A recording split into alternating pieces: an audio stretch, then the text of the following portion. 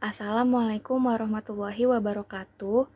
Saya Gadis Zabinah Yausena dengan nomor pokok mahasiswa 20211101000044,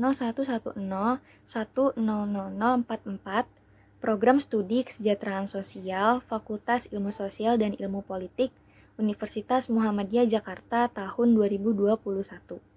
Di sini saya akan membahas materi pendidikan kewarganegaraan tentang GBHN, RPJP, dan RPJM. Dasar pemikiran berkat rahmat Tuhan Yang Maha Esa dan didorongkan oleh keinginan luhur supaya berkehidupan kebangsaan yang bebas, merdeka, bersatu, berdaulat, adil, dan makmur. Maka rakyat Indonesia menyatakan kemerdekaan pada tanggal 17 Agustus 1945 dan membentuk pemerintah negara Indonesia untuk melindungi segenap bangsa Indonesia dan seluruh tumpah darah Indonesia, memajukan kesejahteraan umum, mencerdaskan kehidupan bangsa, serta ikut melaksanakan ketertiban dunia yang berdasarkan kemerdekaan, perdamaian abadi, dan keadilan sosial. Tujuan nasional sebagaimana ditegaskan dalam pembukaan Undang-Undang Dasar tahun 1945 diwujudkan melalui pelaksanaan penyelenggaraan negara yang berkedaulatan rakyat dan demokratis dengan mengutamakan persatuan dan kesatuan bangsa berdasarkan Pancasila dan Undang-Undang Dasar 1945. Penyelenggara negara dilaksanakan melalui pembangunan nasional dalam segala aspek kehidupan bangsa oleh penyelenggara negara, yaitu lembaga tertinggi dan lembaga tinggi negara bersama-sama segenap rakyat Indonesia di seluruh wilayah negara Republik Indonesia. Pembangunan nasional merupakan usaha peningkatan kualitas manusia dengan memanfaatkan kemajuan ilmu pengetahuan dan teknologi, serta memperhatikan tantangan perkembangan global. Dalam pelaksanaannya, mengacu pada kepribadian bangsa dan nilai luhur yang universal untuk mewujudkan kehidupan bangsa yang berdaulat, mandiri, berkeadilan, sejahtera, maju, dan kukuh kekuatan moral dan etikanya. Pembangunan yang berpusat dan tidak merata yang dilaksanakan selama ini ternyata hanya mengutamakan pertumbuhan ekonomi serta tidak diimbangi kehidupan sosial, politik, ekonomi yang demokratis dan berkeadilan. Fundamental pembangunan ekonomi yang rapuh, penyelenggaraan negara yang birokratis dan cenderung korup, serta tidak demokratis telah menyebabkan krisis moneter dan ekonomi yang nyaris berkelanjutan dengan krisis moral yang memprihatinkan. Hal tersebut kemudian menjadi penyebab timbul krisis nasional yang berkepanjangan, telah membahayakan persatuan dan kesatuan, mengancam kelangsungan kehidupan bangsa dan negara. Karena itu, reformasi di segala bidang dilakukan untuk bangkit kembali dan memperteguh kepercayaan diri atas kemampuannya dan melakukan langkah-langkah penyelamatan, pemulihan, pemantapan, dan pengembangan pembangunan dengan paradigma baru Indonesia masa depan yang berwawasan kelautan dalam negara dalam rangka mewujudkan cita-cita proklamasi kemerdekaan 17 Agustus 1945. Dengan mengacu pada dasar pemikiran itulah disusun arah penyelenggara negara dalam bentuk garis-garis besar haluan negara atau GBHN yang memuat konsepsi penyelenggaraan negara yang menyeluruh untuk membangun tatanan kehidupan bermasyarakat, berbangsa, dan bernegara serta mewujudkan kemajuan di segala bidang yang menempatkan bangsa Indonesia sederajat dengan bangsa lain di dunia. Pengertian garis-garis besar haluan negara atau GBHN adalah haluan negara tentang penyelenggaraan negara dalam garis-garis besar sebagai pernyataan kehendak rakyat secara menyeluruh dan terpadu yang ditetapkan oleh Majelis Permusyawaratan Rakyat untuk 5 tahun guna mewujudkan kesejahteraan rakyat dan berkeadilan. Maksud dan tujuan GBHN ini ditetapkan dengan maksud memberikan arah penyelenggaraan negara dengan tujuan mewujudkan kehidupan yang demokratis, berkeadilan sosial, melindungi hak asasi manusia, menegakkan supremasi hukum dalam tatanan masyarakat dan bangsa yang beradab, berakhlak mulia, mandiri, bebas, maju, dan sejahtera untuk kurun waktu 5 tahun ke depan. Selanjutnya itu ada landasan GBHN atau garis-garis besar haluan negara, yaitu disusun atas dasar landasan ideal Pancasila dan landasan konstitusional Undang-Undang Dasar tahun 1945. Selanjutnya ada visi. Terwujudnya masyarakat Indonesia yang damai, demokratis, berkeadilan, berdaya saing, maju dan sejahtera dalam wadah negara kesatuan Republik Indonesia yang didukung oleh manusia Indonesia yang sehat, mandiri, beriman, bertakwa, berakhlak mulia, cinta tanah air, berkesadaran hukum dan lingkungan, menguasai ilmu pengetahuan dan teknologi, memiliki etos kerja yang tinggi serta berdisiplin. Misi untuk mewujudkan visi bangsa Indonesia masa depan ditetapkan misi sebagai berikut. Yang pertama, pengalaman Pancasila secara konsisten dalam kehidupan bermasyarakat, bernegara, dan berbangsa. Yang kedua itu, penegakan kedaulatan rakyat dalam segala aspek kehidupan bermasyarakat, berbangsa, dan bernegara. Yang ketiga itu, peningkatan pengalaman ajaran agama dalam kehidupan sehari-hari untuk mewujudkan kualitas keimanan dan ketakwaan kepada ketuhanan yang Maha Esa dalam kehidupan dan mantapnya persaudaraan umat beragama yang berakhlak mulia, toleran, rukun, dan damai. Yang keempat itu penjamin kondisi aman, damai, tertib, dan ketentraman masyarakat. Yang kelima itu perwujudan sistem hukum nasional yang menjamin tegaknya supremasi hukum dan hak asasi manusia berlandaskan keadilan dan kebenaran. Yang keenam, perwujudan kehidupan sosial budaya yang berkepribadian, dinamis, kreatif, dan berdaya tahan terhadap pengaruh globalisasi.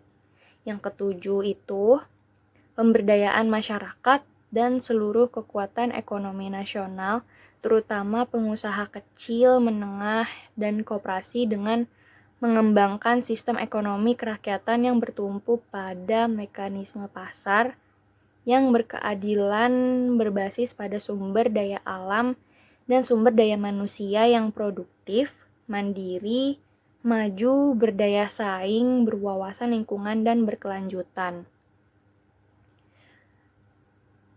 Yang kedelapan, perwujudan otonomi daerah dalam rangka pembangunan daerah dan pemerataan pertumbuhan dalam wadah negara kesatuan Republik Indonesia.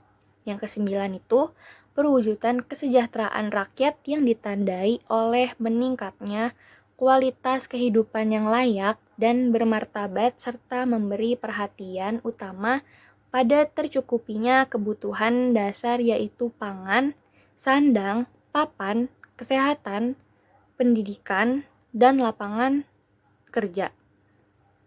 Yang kesepuluh, perwujudan aparatur negara yang berfungsi melayani masyarakat, profesional, berdaya guna, produktif, transparan, bebas dari korupsi, kolusi, dan nepotisme atau KKN.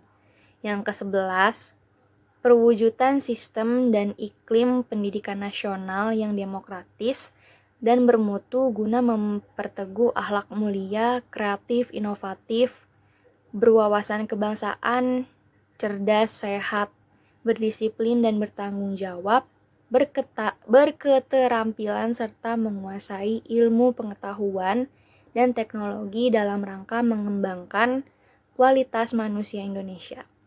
Yang ke-12 atau misi yang terakhir, perwujudan politik luar negeri yang berdaulat, bermartabat, bebas dan proaktif bagi kepentingan nasional dalam menghadapi perkembangan global. Selanjutnya ada pembangunan daerah. Yang pertama itu umum. Mengembangkan otonomi daerah secara luas, nyata, dan bertanggung jawab dalam rangka memberdayakan masyarakat, lembaga ekonomi, lembaga politik, lembaga hukum, lembaga keamanan, lembaga adat, dan lembaga swadaya masyarakat, serta seluruh potensi masyarakat dalam wadah negara kesatuan Republik Indonesia. Yang kedua, melakukan pengkajian tentang berlakunya otonomi daerah bagi daerah provinsi, daerah kabupaten, daerah kota, dan desa. Yang ketiga itu mempercepat pembangunan ekonomi daerah yang efektif dan kuat dengan memberdayakan pelaku dan potensi ekonomi daerah, serta memperhatikan penataan ruang baik fisik maupun sosial sehingga terjadi pemerataan pertumbuhan ekonomi sejalan dengan melaksanakan otonomi daerah.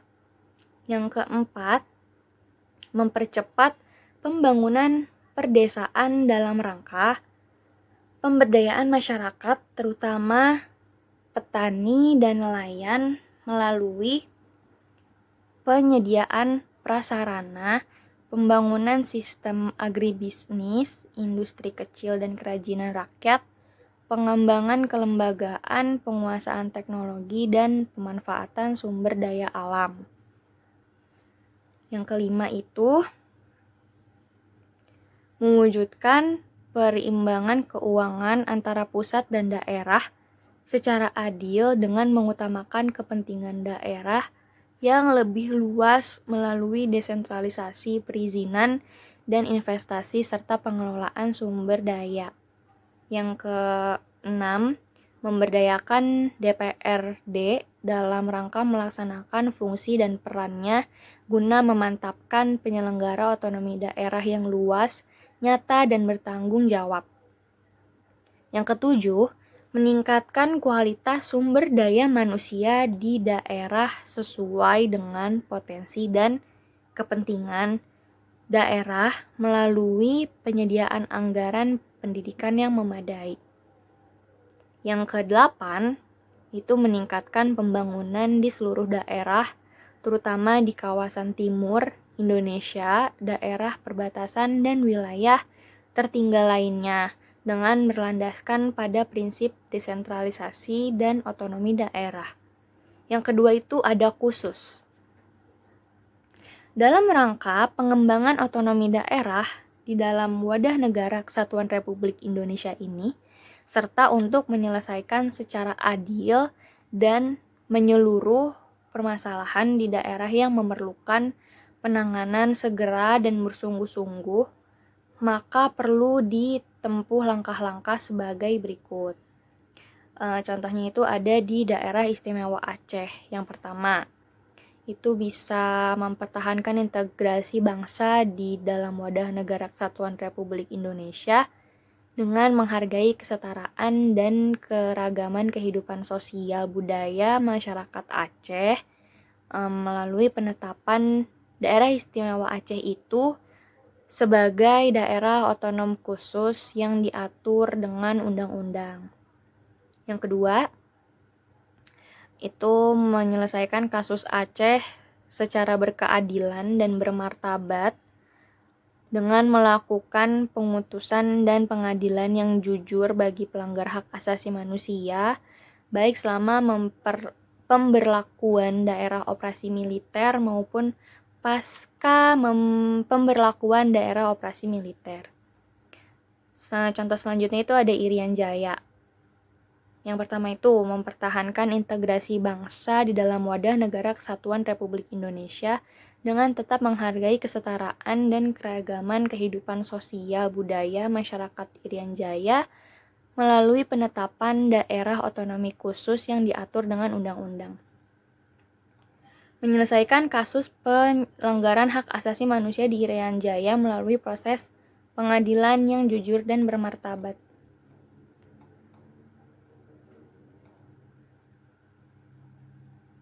Selanjutnya ada sumber daya dan lingkungan hidup.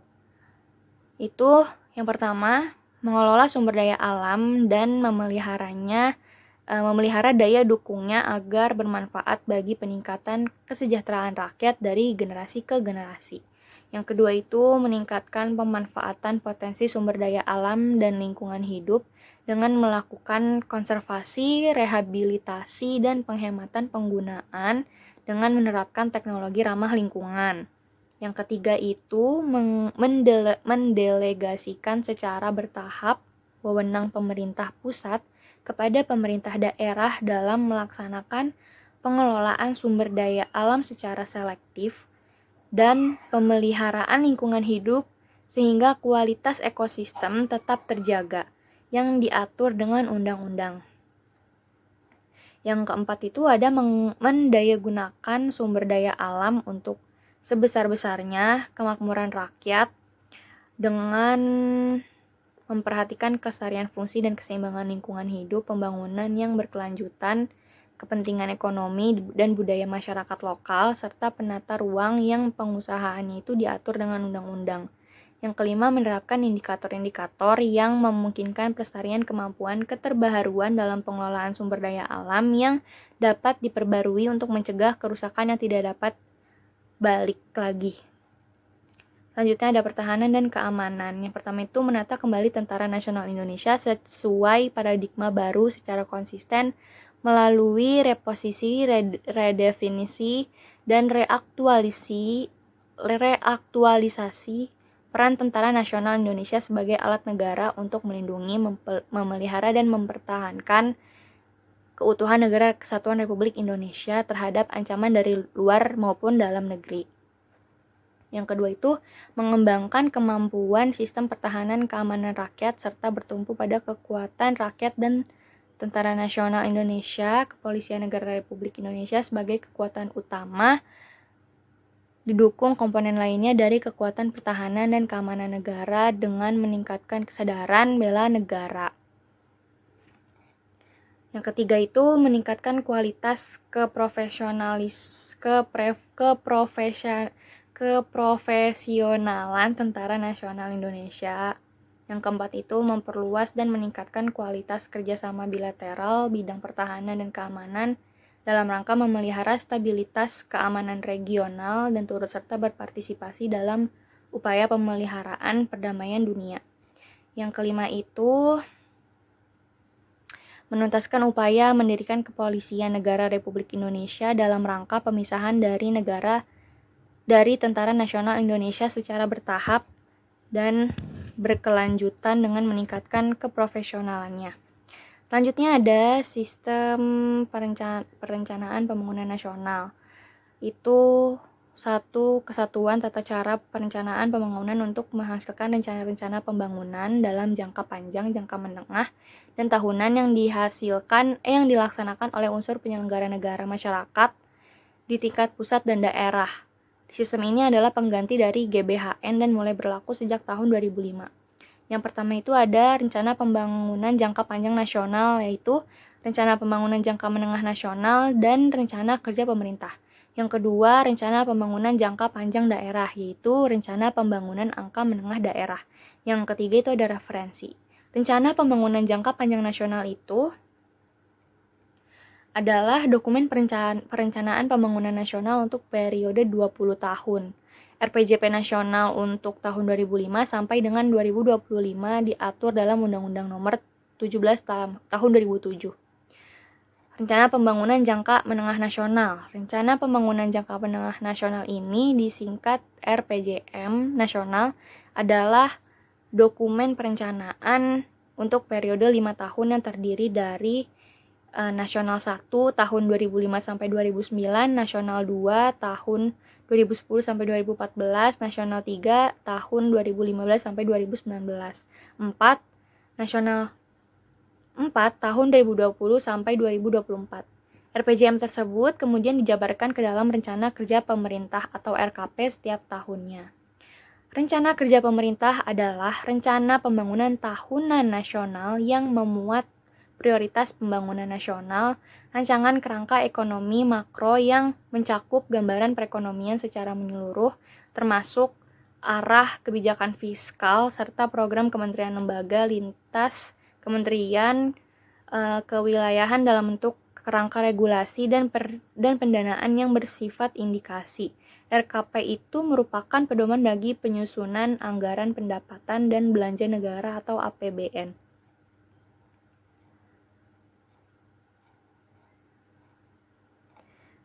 Maksud dan tujuan RPJP itu adalah dokumen perencanaan pembangunan nasional 20 tahun itu terhitung sejak tahun 2005 sampai dengan tahun 2025, ditetapkan dengan maksud memberikan arah sekaligus menjadi acuan bagi seluruh komponen bangsa, pemerintah, masyarakat, dan dunia usaha di dalam mewujudkan cita-cita dan tujuan nasional dengan visi misi dan arah pembangunan yang disepakati bersama, sehingga seluruh upaya yang dilakukan oleh pembangunan bersifat sinergis dan koordinatif.